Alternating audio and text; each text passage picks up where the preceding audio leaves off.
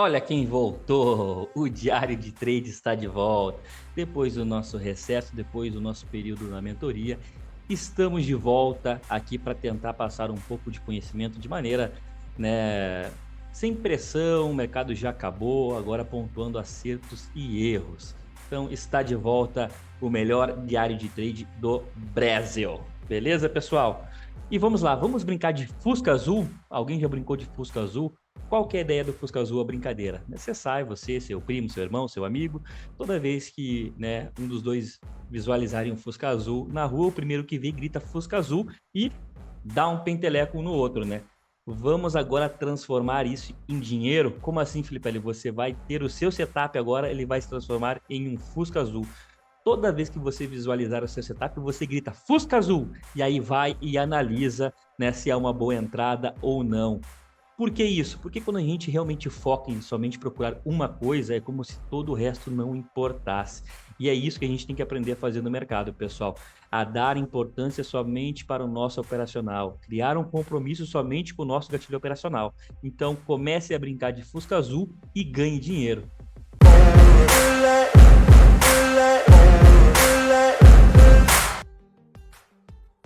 Agora sim, valendo, diário de trade na tela, dólar sem muita enrolação, direto ao ponto. E vamos lá, pessoal. Gráfico de 5 minutos hoje nosso dólar, vamos dar uma limpada aqui, vamos entender qual foi o racional das operações hoje. Sempre tentando trabalhar alinhado com o gráfico de 60 minutos, o que por vezes não está muito fácil no nosso mini dólar, porque ele está fazendo o caminho contrário, digamos assim. Geralmente a gente, quanto menor o tempo gráfico, mais dificuldade a gente sente numa leitura. O dólar agora, para mim, ele está ao inverso, né? Quanto mais eu aumento o tempo gráfico, parece que mais confuso ele fica, né? Então eu tô dando realmente uma importância maior para o tempo gráfico de 5 minutos, 10 minutos, do que realmente para um gráfico diário, um gráfico de 60 minutos. Nossa, Felipe, isso aí é loucura. Não, quando a gente sabe o que a gente está fazendo, realmente loucura não ter um plano, né? Então aqui a ideia é sempre tentar trabalhar alinhado com 60, só que realmente, se a gente for visualizar o 60 aqui hoje, o mercado ele abre abaixo das médias, tem uma média móvel de 200 cortando os preços aqui, e a gente até poderia entender esse movimento como um movimento de um possível bandeirão, digamos assim, né? Bandeirão que foi rompido aqui e aí teve os seus movimentos de pullbacks, né? Então a gente entende que para amanhã a gente pode até realmente esperar uma continuação desse movimento prévio aqui dentro do gráfico de 60 minutos, ok? Mas sem muita enrolação, bora lá para o gráfico de 5 minutos. A gente abre aqui dentro do dólar um pequeno gap de alta, né? Esse gap, acima das médias móveis, acima do topinho prévio, e eu até comentei com o pessoal da sala, bom, a expectativa aqui nesse tipo de situação, pessoal, é que a gente realmente consiga, né, ir a favor do gap. Eu não gosto de operar contra o gap. Esse negócio de que todo gap é fechado, poxa, para mim não faz sentido nenhum, tá? Então eu prefiro esperar o pullback e tentar operar a favor do gap. E aqui qual que era a expectativa desses movimentos aqui dentro do dólar? É pegar essa mínima e essa máxima e já trabalhar com esses espelhamentos aqui para cima. Fazendo o filtro pelo gráfico de 2 minutos, que é por onde eu gosto de trabalhar aqui, principalmente na abertura. Lembrando que estávamos ao vivo hoje transmitindo a primeira hora de mercado, né? Então muitos de vocês que estão aqui talvez até tenham conseguido pegar essas operações aqui junto com a gente. Esse primeiro movimento aqui, eu não executo ele, essa compra aqui. Vou sair comprando, deixa eu dar uma limpada aqui nessas setas aqui para não acabar com os mistérios logo assim. Então essa primeira compra para mim aqui, ela não dá para comprar. Como que eu vou comprar? Mercado, eu vou comprar leilão, talvez vou estar operando leilão? Tem setup para leilão? Tem. Mas para mim não faz muito sentido. Então o mercado ele abre, tenta trabalhar acima do topinho prévio, vem, mergulha e ancora nas médias. E aqui eu até comentei com o pessoal que estava acompanhando a gente. Pessoal, aqui temos uma operação extremamente agressiva, onde o operador ele vai comprar aqui, né, esse trap, digamos assim, que é o rompimento do candle 9 no gráfico de 2 minutos, vai estar apregoando uma ordem de compra na sua máxima, o stopzinho na sua mínima, e aqui o risco da operação ela era de 3 pontos, tá? Então, não sei se algum de vocês que estava acompanhando aí arriscou a operação, tá bom? Mas a operação, fatos da vida é que ela vem e ela paga 1 para 1 do seu risco. Porra, também 3,5 pontos é o risco. mas foi o que ele veio pagar aqui. Se o operador segurou ainda esse balanço, né, esse primeiro impulso que ele deu aqui, segurou o novo pullback, aí conseguiu até mesmo pegar uma pontuação maior, digamos assim. Tivemos até o Céu Léo hoje aqui na sala que conseguiu pegar 8 pontinhos aqui, lembrando, né, que aí era a primeira hora de mercado, o dólar tinha entregue somente 12 pontos. Se o mercado ele tem de amplitude máxima mínima 12 pontos, você pegou 8, pô, você garantiu o dia até o momento aí, né? Após isso, eu até comentei com o pessoal da sala, poxa, não tem muito que a gente possa fazer aqui agora, né, por um gráfico de 2 minutos. Então, a gente volta de novo para o gráfico de 5 minutos, e aí eu comentei com o pessoal da sala. A entrada pelos dois já foi. A gente pode ter uma nova entrada agora aqui pelo setup do 5, né? O nosso candle aqui pintou de azul, né? Regra de coloração exclusiva da sala educacional. A compra também mora no rompimento da máxima. E aqui essa operação ela teve uma peculiaridade também, porque eu sempre comento com a galera, poxa, trabalhe com o seu 1 para 1 antes do próximo ponto de resistência ou do próximo ponto de suporte. Aqui quem arriscou essa compra no rompimento do candle 4 teve o seu 1 para 1 aqui um pouquinho acima do rompimento da máxima do dia atual, que foi o movimento do gap, e bem próximo do alvo de 100%, que, cara, não brinquem com o alvo de 100%, não fiquem entrando em rompimento de alvo de 100%. Vocês vão estar perdendo dinheiro, tá bom? Muito difícil a gente vai ver o preço passando de cara por um alvo de 100%. E aqui mesmo o operador, né, que foi um pouco mais conservador e operou um gráfico de 5 minutos com a gente aqui na sala, conseguiu ganhar seu dinheirinho aí, colocando no bolso seus 5 pontinhos e meio, 6 pontinhos e meio nessa operação aí. E aí o dólar ele começa no vai, não vai, vai, não vai, vai, não vai, por quê? Ele vem, aponta a compra para a gente, não consegue fechar acima da máxima, entra a pressão vendedora, rola um engolfo aqui nessa região, mas percebam uma coisa, isso aqui é leitura de preço, tá? Não precisa ter indicador para vocês ficar lendo isso daqui.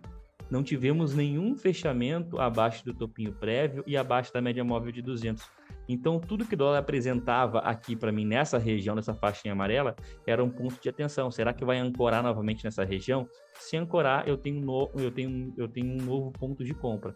A gente não conseguiu filtrar nada aqui e aí começa a vir as compras um pouco mais arriscadas. Aqui tivemos uma nova compra no rompimento dessa máxima. Se o operador quisesse até mesmo aqui antecipar aqui uma compra na máxima do candle 12, eu arrisquei uma comprinha aqui, só que eu tive que fazer uma proteção antecipada por conta de um terceiro alvo também que tínhamos aqui nessa região, espelhando este movimento aqui para cima.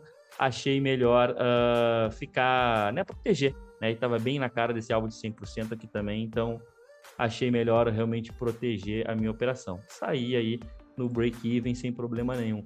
E na minha opinião ficou bem complicado de se operar dólar, porque eu até comentei com o pessoal da sala.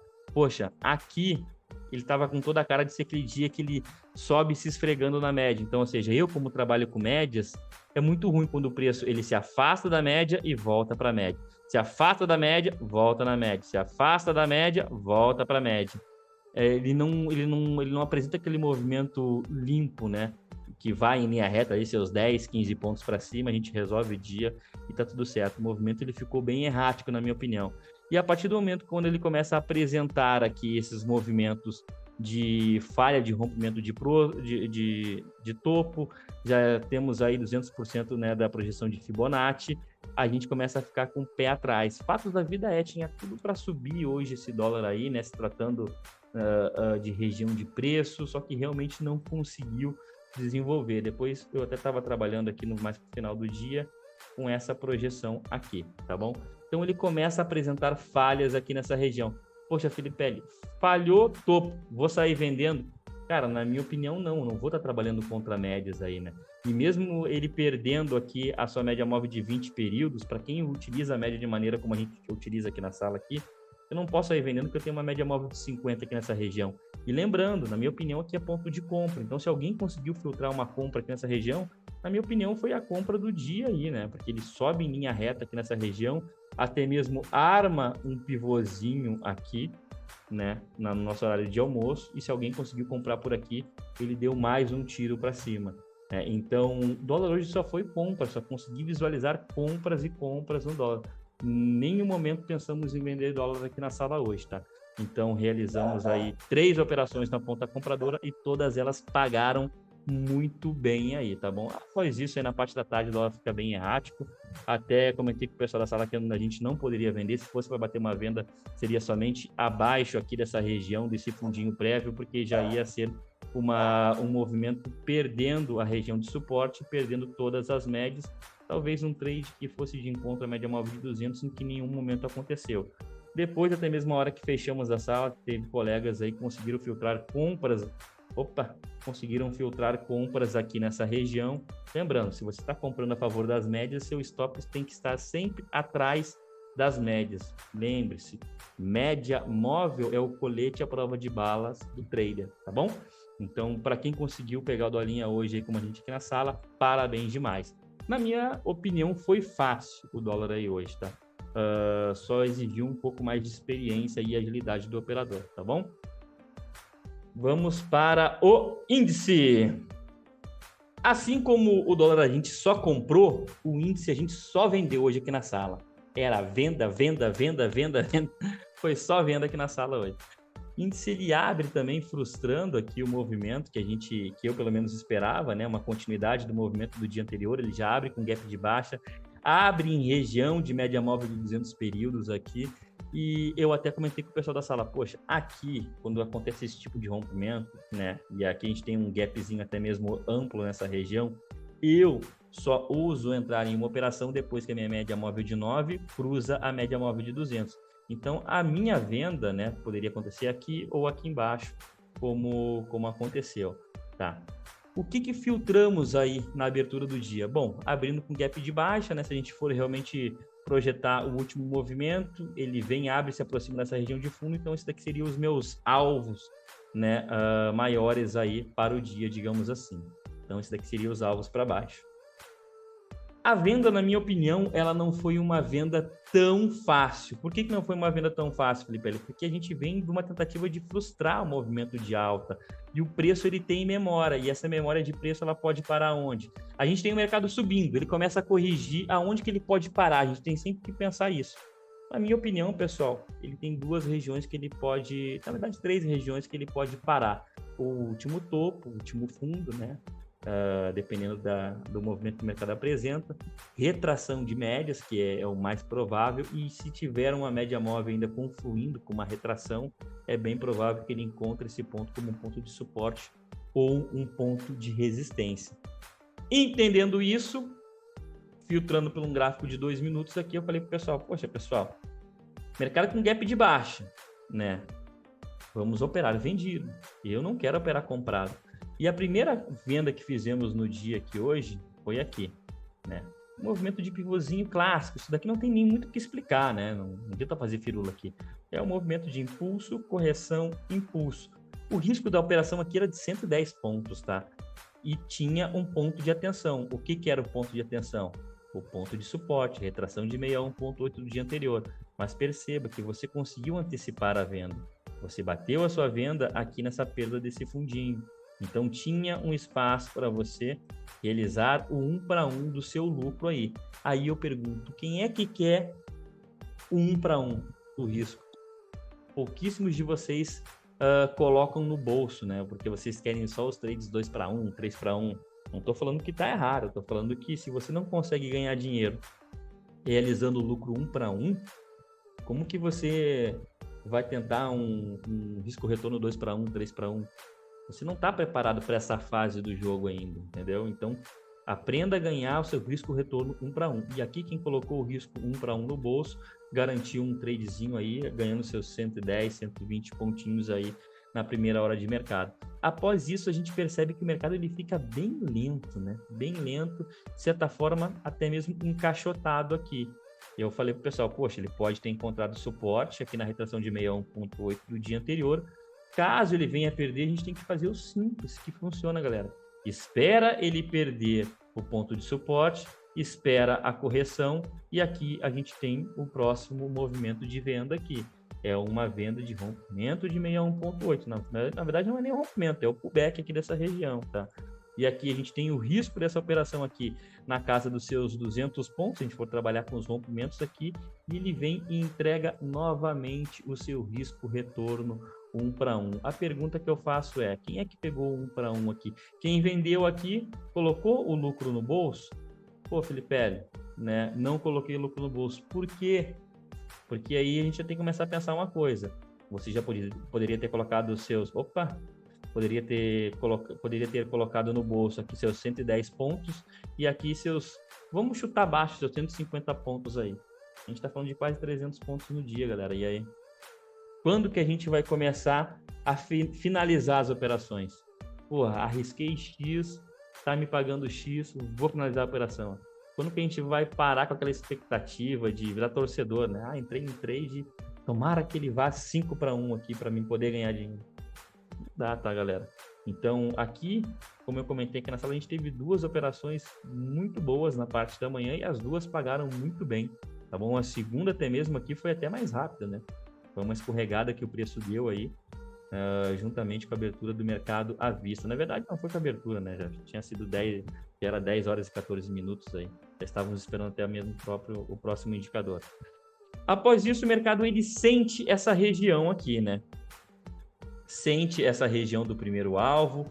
Até achei que ele ia dar uma escorregada, porque ele começa a colocar uns candles bonitos no gráfico de 5 minutos aqui, né? Candle 16, candle 17, só que não gera uma continuidade. Gera um engolfo na região. Eu, como não opero regressão às médias, né? Pegar um trade afastado da média e operar ele voltando para as médias, tem que ter uma situação muito bem específica para isso, né? Mas, enfim, fatos da vida o mercado ele não consegue dar continuidade, vai lá visitar a regiãozinha aqui de média móvel de 20, sim, viola ela, não consegue ter uma continuidade aqui, né, do preço nessa região, e aqui foi até um momento interessante, porque a gente estava batendo um papo muito interessante hoje aqui na sala, a Marília estava operando com a gente, a Psy Trader. Aqui a gente, poxa, você sabe quando você visualiza a operação aqui? Pô, isso daqui é uma falha de continuidade no movimento de alta e ele vem aqui e tá armando o quê? Um pivô. Sim, não era um pivô barato, era um pivô de 250 pontos, mas o fato da vida plotamos o movimento. E outra, os 60 minutos estava meio estranho, as média móvel de 200 aqui estava segurando o preço nessa região nos 60 minutos aqui, mas é o tipo de operação que a gente que tem um pouco mais de experiência, a gente fica pensando assim, porra, aqui eu posso entrar porque pode estar entrando no momento. E fatos da vida quem entrou nessa operação aqui, ele pagou lindamente, né? Foi praticamente linha reta aí, pagando os seus 300 pontos aí.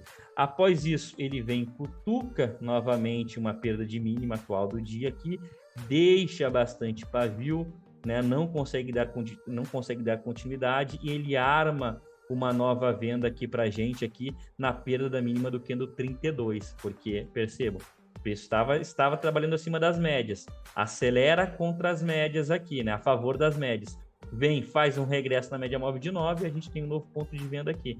Então aqui quem vendeu a mínima do candle 32 com stopzinho na máxima do mesmo não está errado. Esse trade aqui é um trade que o operador também tem que ficar de olho, porque ele já pode ter falhado um fundo, então não dá para ficar eternamente posicionado.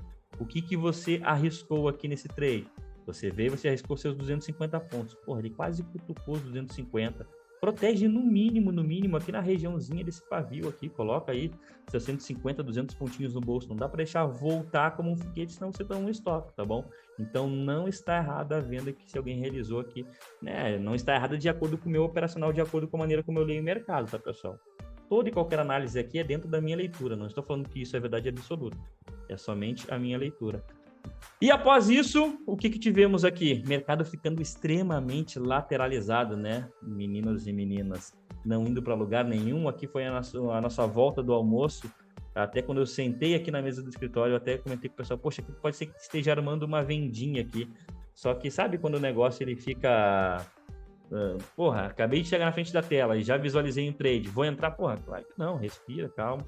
Né, mas até tivemos alguns operadores aqui da sala que já estava apregoado nessa operação aqui, e essa daqui gerou um stopzinho, tá? Porque ela não anda o suficiente para gerar uma proteção, volta e estopa. E fatos da vida depois o mercado não foi mais para lugar nenhum, até combinamos de não operar dentro desse caixotezinho amarelo, e como vocês podem perceber aí, o mercado não saiu dele. Sim, ora ele violou para cima, hora ele violou para baixo, né? Mas nenhum desses movimentos aqui operável, na minha opinião. Então, achamos melhor por encerrar, porque não existe game pequeno, essa que é a grande verdade, né? Fechamos um dia aí no positivo, não tem por que ficar forçando a operação para se atrapalhar por conta de ego e de vaidade. A gente está aqui para fazer dinheiro, né? E não para ficar impressionando ninguém aí, tá? Então, espero que o vídeo de vocês tenha sido tão bom quanto o nosso.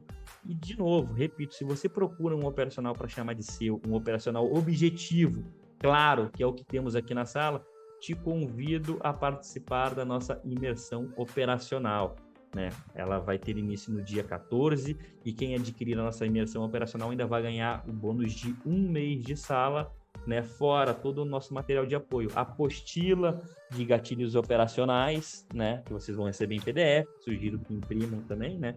Apostila de gatilhos operacionais, protocolo mês positivo, regra de coloração exclusiva para índice e para dólar, para facilitar a leitura de vocês. E é isso, pessoal. Pare de ficar girando como um maluco e aprenda a operar de forma profissional. Beleza? Desejo um forte abraço a todos e, no mais, o recado é sempre o mesmo. Continue estudando, continue operando, continue aprendendo e nos vemos no book. Beleza? Valeu, meus queridos!